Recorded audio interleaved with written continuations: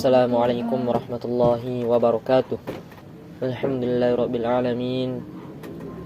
Wassalatu wassalamu ala asyrafil anbiya'i wal mursalin Sayyidina Muhammadin wa ala alihi wa sahbihi ajmain, amma ba'd.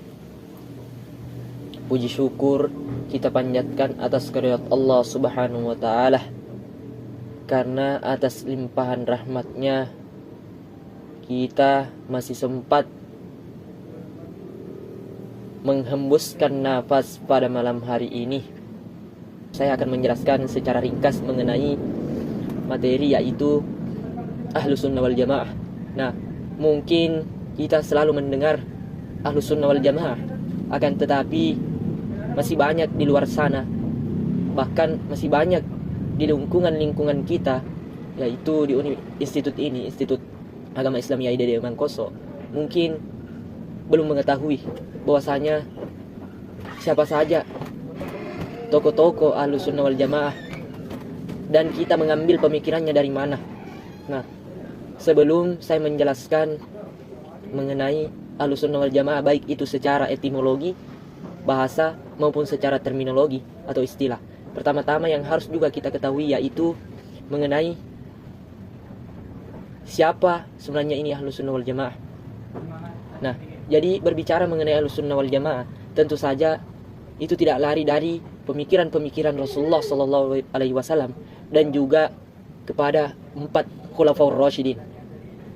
Nah, yang pertama saya akan memperkenalkan tokoh-tokoh pemikir, baik itu dari imam mazhab, dari imam akidah, dan juga tasawuf.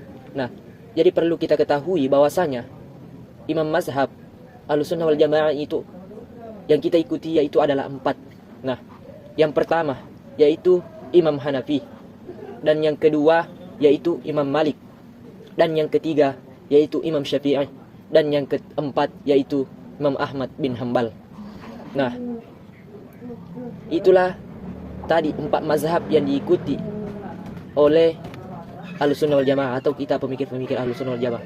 Nah, adapun dari segi akidah, nah, kita mungkin biasa mendengar nama ini, tetapi kita tidak tahu bahwasanya dia adalah tokoh akidah Ahlus Sunnah wal Jamaah, yaitu Imam Abu Hasan al-Asy'ari dan juga Abu Mansur al-Maturidi.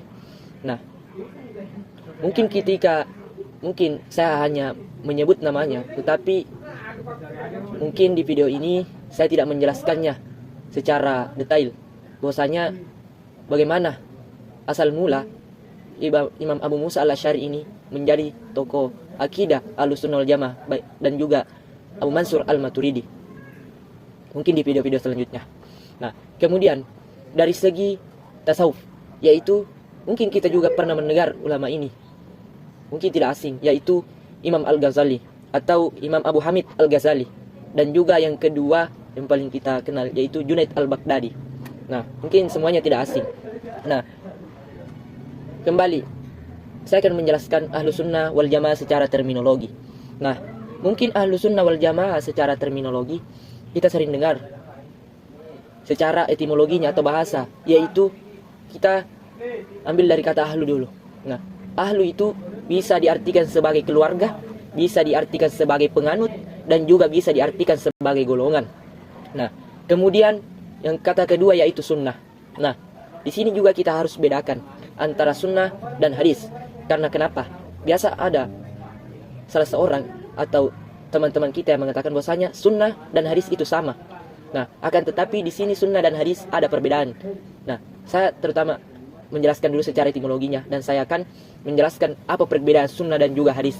Nah, jadi sunnah menurut Ahlus Sunnah wal Jamaah atau secara etimologi bahasa yaitu adalah thariqah atau jalan. Nah, thariqah atau jalan. Nah, jadi kembali tadi kepada perbedaan antara sunnah dan juga hadis. Nah, jadi sunnah itu kalau kita dalam Ahlus Sunnah wal Jamaah itu hanya diartikan sebagai bahwasanya kita itu adalah jalan. Apa-apa saja perkataan, maksudnya perkataan Nabi, perilaku Nabi. Nah, itu salah satu contoh sunnah. Akan tetapi berbeda dengan hadis. Nah, jadi hadis memiliki yang namanya matan, rawi, sanad. Nah, itu hadis. matan, rawi, sanad. Nah, itu salah satu itu perbedaannya yang saya ketahui, sedikit dari yang saya ketahui. Kemudian kita beralih kepada jamaah. Nah, jamaah di sini banyak yang mengartikan baik, ada yang mengatakan bahwasanya perkumpulan, dan juga ada yang mengatakan kelompok, dan juga ada yang mengatakan mayoritas. Nah, tergantung bagaimana kita memaknai apa sebenarnya Ahlus Sunnah wal Jamaah. Akan tetapi Ahlus Sunnah wal Jamaah itu sebenarnya banyak ulama berbeda pendapat mengenai Ahlus Sunnah wal Jamaah. Nah, baik itu nantinya ulama hadis, ulama usul fikih, ulama fikih. Nah, itu berbeda-beda semua pandangannya. Nah, kembali, mungkin itu penjelasan mengenai secara etimologi. Nah, kemudian secara terminologi atau secara istilah. Nah, saya mengartikan di sini bahwasanya Ahlus Sunnah wal Jamaah adalah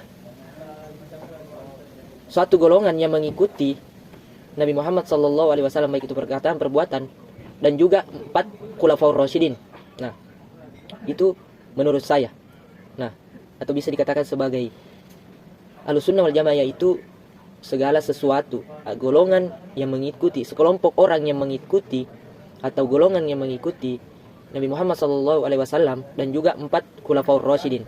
Nah, mungkin di sini bukan kita mengatakan bahwasanya sampai kepada 4 khulafaur rasyidin, akan tetapi setelah khulafaur rasyidin ada yang namanya tabi'in, ada tabi'in sampai sekarang ini, yaitu contohnya salah satu adalah ulama-ulama yang sampai sekarang ini yang memiliki pemikiran Ahlus Sunnah wal Jamaah. Nah, akan tetapi mungkin di sini bukan kita mengatakan bahwasanya sampai kepada 4 khulafaur rasyidin, akan tetapi setelah khulafaur rasyidin ada yang namanya tabi'in, ada tabi'in sampai sekarang ini, yaitu contohnya salah satu adalah ulama-ulama yang sampai sekarang ini yang memiliki pemikiran Ahlus Sunnah wal Jamaah. Nah, akan tetapi perlu kita ketahui juga bahwasanya ada landasan berpikir kita sebagai seorang Ahlus Sunnah wal Jamaah. Nah, yang pertama yaitu tasamuh, atau bisa dikatakan sebagai toleransi. Nah, dan yang kedua adalah tawassut atau moderat, dan yang ketiga adalah tawazun, seimbang, dan yang keempat adalah ta'adul. Nah, ini adalah landasan berpikir. Nah, saya akan menjelaskan mengenai yang pertama, yaitu moderat. Nah, di sini moderat. Banyak ulama di sini mengatakan bahwasanya memang kita ini adalah ummat wasata. Nah, umat pertengahan. Nah, kita tidak boleh menyalahkan antara satu dengan yang lain. Kita ini moderat. Kita harus mengikuti yang benar-benar. Nah, kita tidak boleh mencap antara satu dengan yang lain. Ketika ada permasalahan, kita ambil contoh kecil. Ketika ada teman kita yang mengalami cekcok, nah, kita tidak boleh langsung mengatakan ini salah, itu benar. Akan tetapi kita harus menelusuri asal mula permasalahan tersebut. Kita harus menelusuri. Nah, ketika kita sudah mengetahui bahwasanya ini benar dan ini salah, nah, baru di situ kita meluruskan atau kita mengikut kepada yang benar. Nah, mungkin itu adalah contoh kecil. Nah, mungkin itu saja yang dapat saya jelaskan secara ringkas. Kurang lebihnya mohon dimaaf.